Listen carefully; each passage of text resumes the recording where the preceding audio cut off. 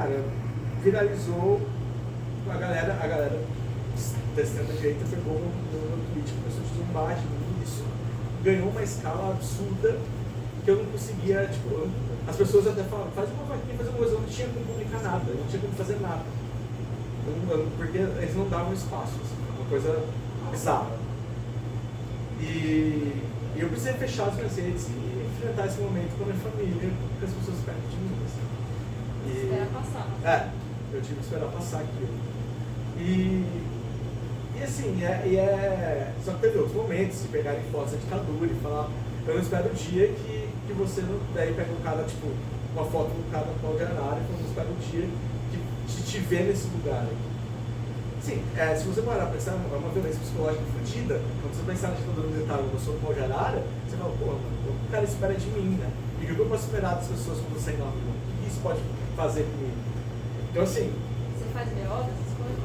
Eu não cheguei na época, eu cheguei a entregar pra agência de jornais, né? Tipo, falar o que estava acontecendo, enfim, eu sou associado hoje da Abrage, sindicalizado e tal, mostrar isso e meio que ficar resguardado ali de alguma maneira. Assim, já fui seguido, mas nunca chegou a acontecer nada, tipo, eu sei que estava seguindo o carro, então a gente conseguiu despistar.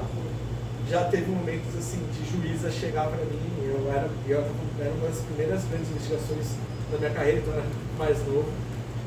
Eu chegar para falar com uma juíza, e quando eu chegar lá, em volta do gabinete dela, tipo, não cabia nem, não sei como cabia mais policial militar, beleza? Eu tinha já convocado uma galera para estar lá. Aí eu fui embora no outro dia, aí eu remarquei com ela, quando eu voltei com lá, ela estava sozinha, ela olhava pra minha cara e falar, eu sei que você é um cara inteligente, e você sabe que um magistrado precisa fazer para crescer num país como o nosso. Então você sabe o que você pode ou não dizer. E falar de juiz hoje para um jornalista é um dos grandes desafios, né? Porque é processo atrás de processo. Tem muita gente. Thaís, a pergunta da Thaís, eu fiquei pensando nisso também, para além da segurança física, a questão de processo, porque você não tem uma instituição, um veículo que traz pagação de advogado, né? Apesar que o único momento que eu precisei de um advogado, assim, os veículos que eu estava produzindo foram muito cuidadosos. Assim. Eu tive tanto o apoio do veículo quanto o apoio da Abrage, de advogado. E que não foi nenhuma coisa assim drástica, assim, foi porque eu estava cobrindo uns ataques sofridos pelos Kaiowás, no Mato Grosso do Sul, e eu era o único repórter na região, e aí estava rolando muita violência. E aí teve uma noite que eles foram atacados, que a gente chegou lá primeiro que o Ministério Público Federal e os investigadores, né, da Polícia Civil e do próprio Ministério. E aí eles me intimaram para que eles queriam o que eu tinha de foto, o que eu tinha de produção. Eles queriam acessar todo o meu material. E aí eu fui intimado, né, e aí Você estava sozinho? Eu estava aí com o fotógrafo. Mas assim, eu não sei o que significa de fato você ceder isso para eles. Então, na verdade, assim, constitucionalmente a gente é protegido, né? Se a gente for pensar nisso, eu não precisaria fazer, se fosse uma questão que implicaria em revelar fonte, em outras coisas, né? Mas ao mesmo tempo, o que eu fiz naquele momento, eles queriam meu material porque eles estavam investigando, então eles decidiram olhar das minhas fotos se eles poderiam identificar alguma coisa do que a gente tinha feito, do que enfim, dos bandidos ou coisas do tipo. E eu também tinha uma imagem que condizia com o que os indígenas estavam dizendo. Então, naquele momento, enfim, tinha um advogado do meu lado, mas a primeira coisa que eu fiz foi perguntar para a comunidade indígena se eles queriam ou não que eu entregasse aquele material. Porque eu acho que ali eu estava dentro do território deles, aquelas imagens a respeito do ataque que eles sofreram, aquilo prejudica essa comunidade ou não. Ali não era nenhuma questão de prejudicar meu trabalho. Eu prejudico essa comunidade se eu fizer isso. E aí eu conversei com as lideranças daquela comunidade e eles disseram, não, eu acho que vai ser bom pra gente. Aí eu entreguei.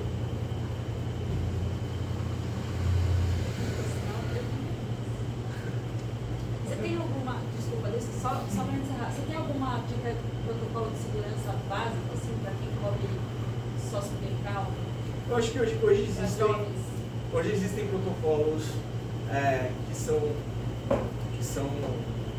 seria o mundo ideal, assim, né? Que a gente conseguir ter aquele GPS, ter aquelas coisas que você consegue mandar de tempos em tempos, você sabe onde você está, consegue escrever um SMS ali, que é por satélite, coisa do tipo. Mas assim, tem jornais que já tem isso, mas também não tem para todo mundo que sai, e isso não é uma realidade, assim, pelo menos no meu mundo.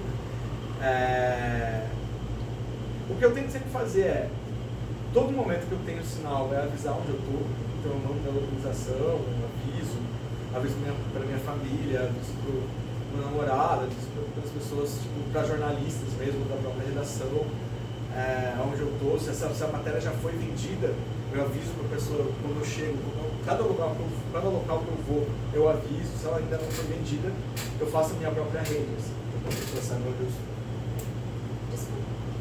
Eu queria saber se você, como freelancer, você se vê como especialista nos assuntos que você cobre de alguma forma e como você vê essa necessidade de você construir conhecimento sobre assuntos que você está cobrindo e, enfim, estudar os assuntos que você cobre de uma maneira geral. Cara, assim, eu acho que assim, eu sei escrever muito bem daquilo que eu cubro, assim, né? Eu acho que eu não me coloco como especialista, assim, porque eu acho que especialista é o cara que está na academia fazendo todos os percalços da crise climática e tal. Mas eu posso dizer que, tipo, cobrir eventos climáticos extremos, da maneira que eu cubro hoje, eu me garanto nesse sentido.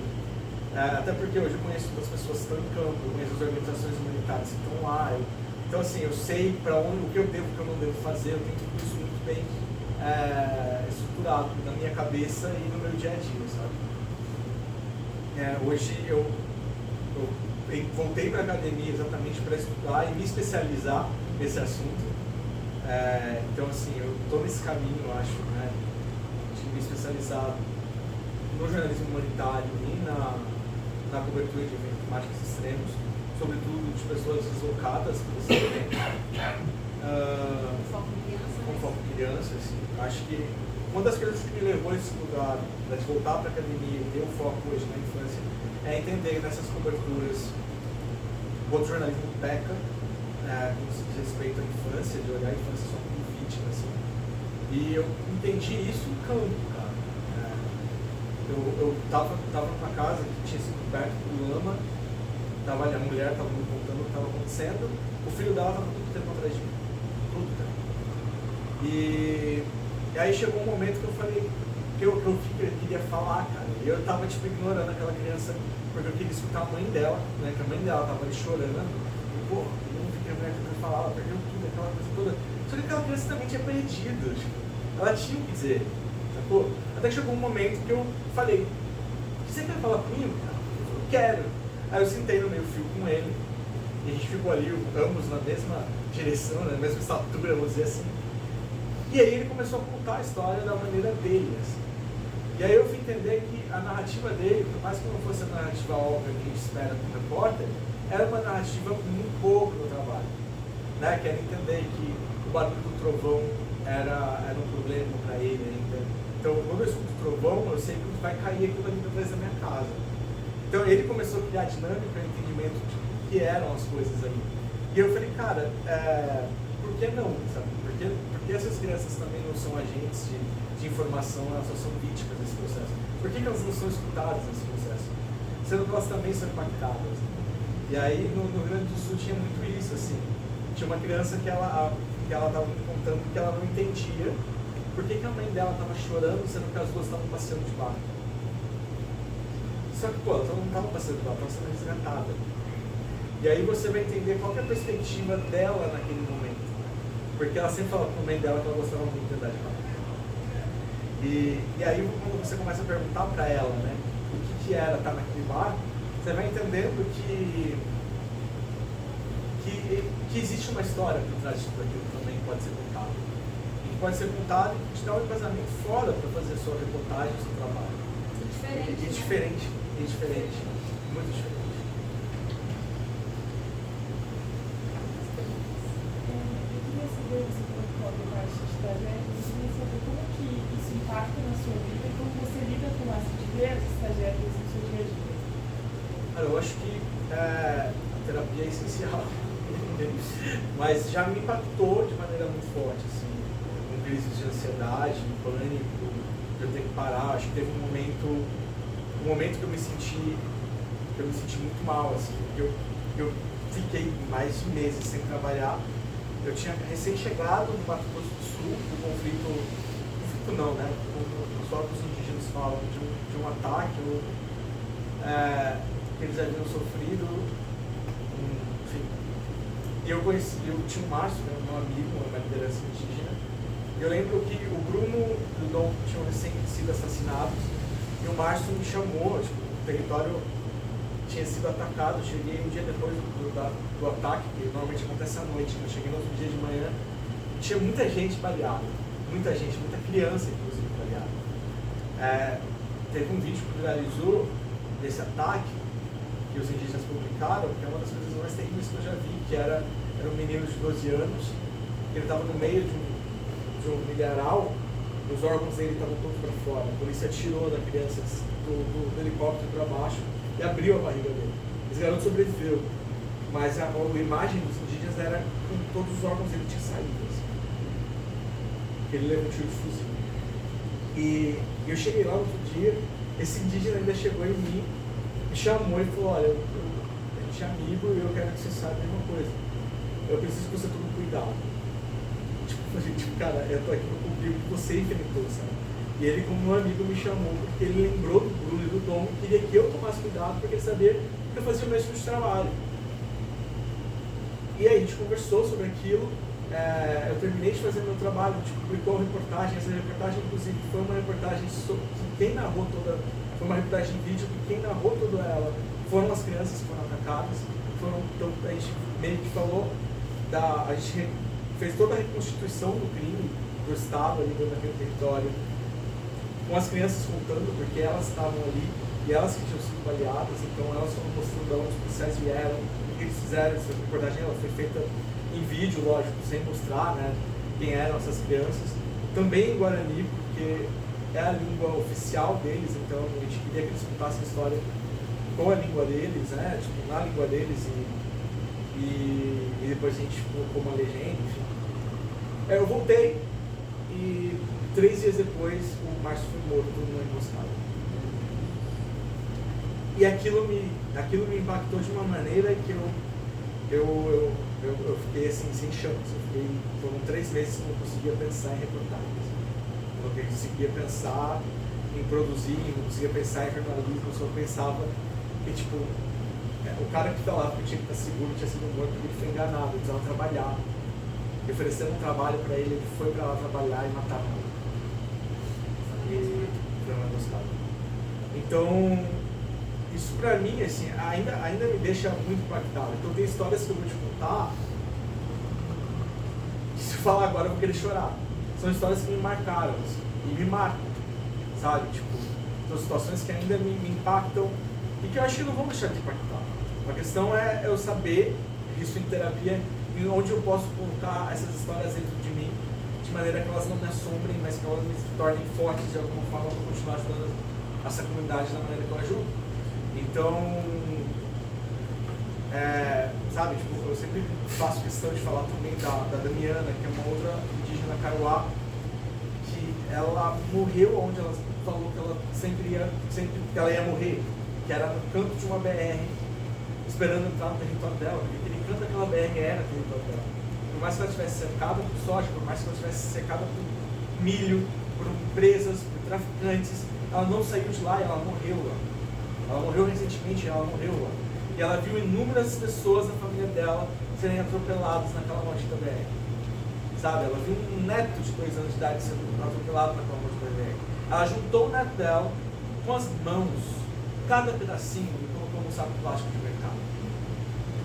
Então são histórias que precisam ser contadas, e elas precisam ser ditas. As pessoas precisam saber que isso acontece nesse Brasil. As pessoas precisam saber que essa realidade existe no Brasil e que ela não deixou de existir porque isso aconteceu na década tal. Não, mas aí que acontece. As pessoas estão sofrendo diversas violências e a gente precisa contar dessas violências. não tem para onde fugir, não tem como não falar disso, não tem como o jornalismo omitir isso, sabe? E eu acho que, e aí quando você fala, qual que é a segurança que você tem no meio de tudo isso? Como que isso te impacta emocionalmente? Me impacta que eu tô aqui desse jeito agora, falando muito mais alto, querendo chorar. Me impacta. Vai me impactar. Não tem como não me impactar. Mas assim, eu vou buscar ajuda com profissionais, vou buscar me resguardar de alguma maneira, porque essas pessoas estão ali e eu tenho como ignorar a história delas. E eu vou continuar indo lá da maneira que eu posso, sempre que eu puder. Eu ia te perguntar por que você continua, né? Por que depois de 3 meses você falou não, vou voltar? Por acreditar que eu posso, de alguma maneira, cooperar com mudanças, eu acho. Eu não vejo, assim, por mais que a gente tenha inúmeras críticas a falar na nossa profissão, mas eu também entendo ela como esse agente que pode transformar realidades. Quando eu estive com os Skywires, estavam cercados, né, no ano passado, cara, nem os mercados da região vendiam para eles. Então eles estavam passando fome. Eu conseguia falar na minha rede social, galera, os caras estão passando fome, vamos para lá comigo. Todos os dias que eu fiz reportagem naquele lugar, eu chegava na aldeia com um carro lotado de comida, porque as pessoas acreditavam que eu podia fazer uma mudança e confiavam no meu trabalho.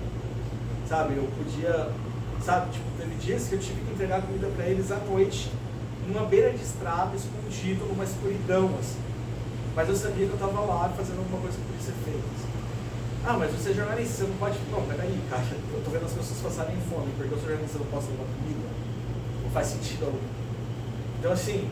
De alguma forma, o jornalismo para você é um meio. É um meio. Né? Não é um fim. Também. Foi a forma que você conseguiu de ser o ativista lá atrás. Foi uma maneira que eu consegui, né? Foi um treinamento que eu encontrei de conseguir ajudar as pessoas. Eu acho que é isso, assim. Ser jornalista hoje, pra mim, é isso, né? Talvez, não só a profissão é uma ferramenta, mas eu acho que eu também posso ser uma ferramenta da profissão, sabe? Nesse tipo de cobertura que eu faço. Eu não pensei que eu ia vir pra chorar. A gente tem oficialmente mais 10 minutos.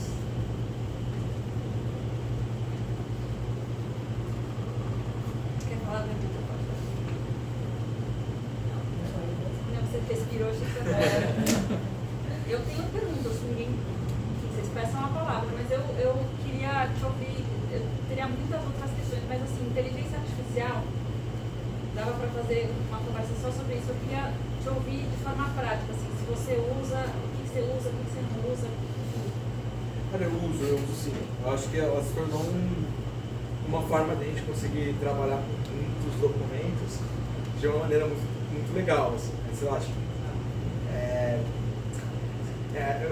uma das matérias que eu fiz ano passado, o processo tinha mais de 50 mil páginas. Pô, é um processo jurídico. Então, cara, hoje você consegue usar essa ferramenta de uma maneira muito prática para conseguir separar o que você precisa e tudo mais. Quais são os nomes? Eu já usei ChatGPT, o Notebook LM para documentação é sensacional. Eu não usei tantas outras, assim, sabe? Eu acho que... Mas é mais nesse sentido. Mais no sentido do documento, assim, de conseguir analisar, né? Ir pro ponto certo dos processos, conseguir. Lógico, precisa de uma checagem, erra pra caramba. Mas te ajuda a ter esse sentido das coisas, assim, né? Quando você tem 50 mil páginas diante de você, só que o último começa aqui. Você consegue hoje separar muito bem isso. E isso é legal.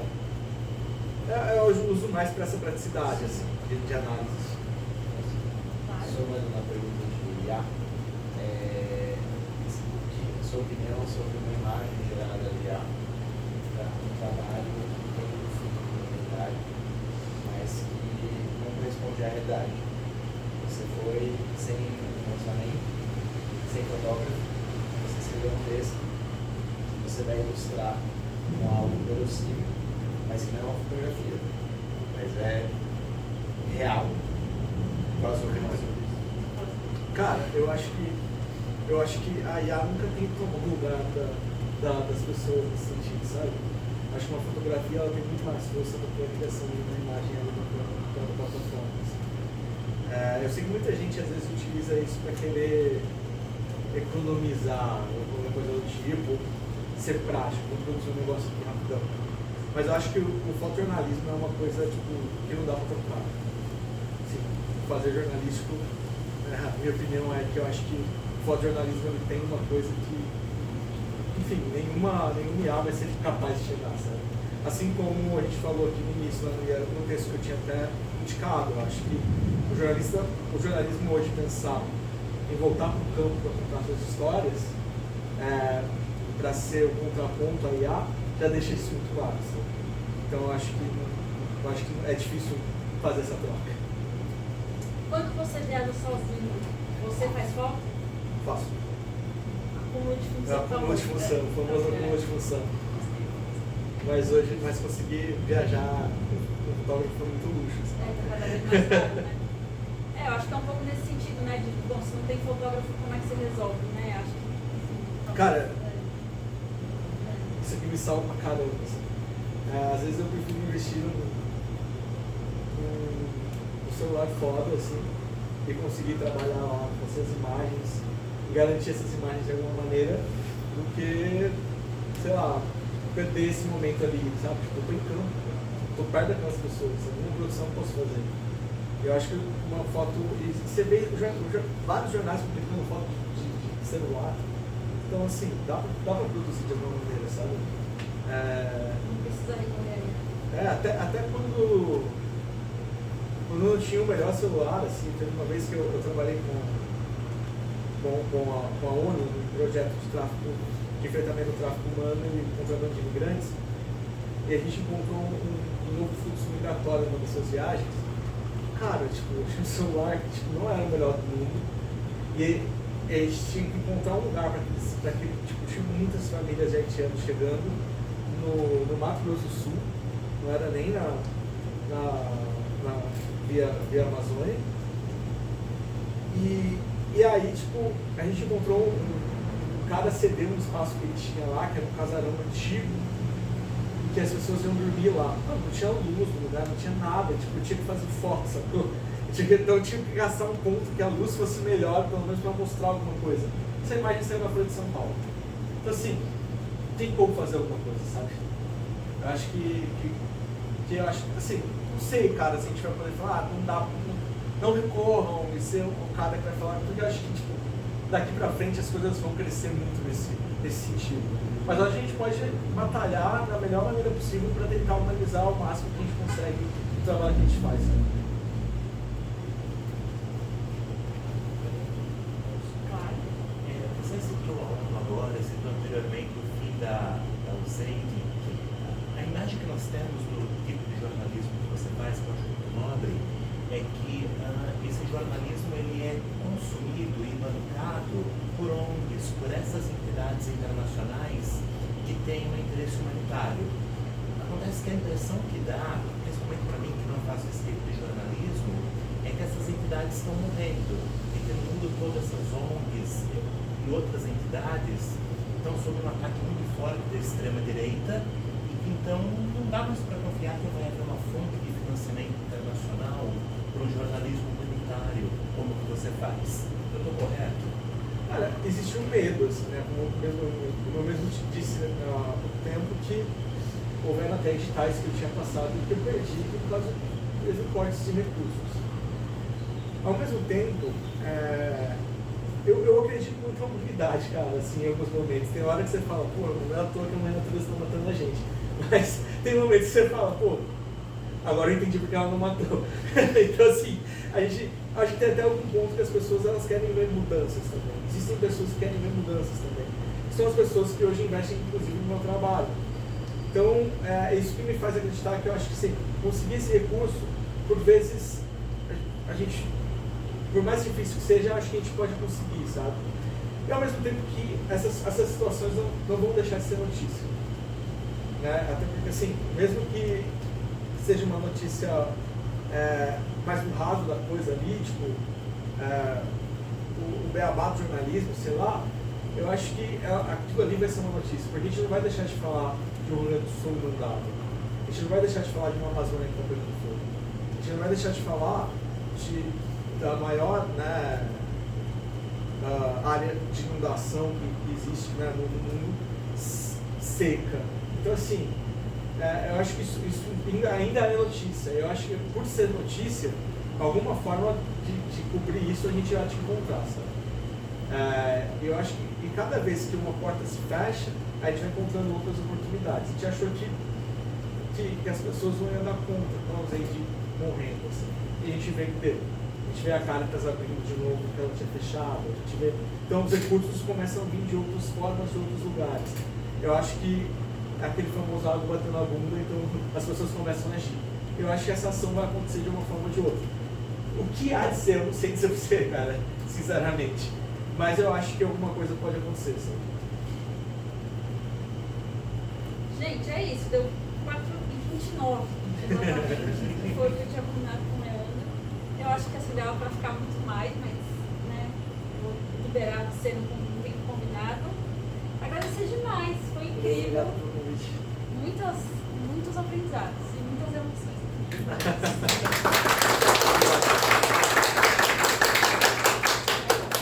É Instagram, né? Melhor forma de a gente achar.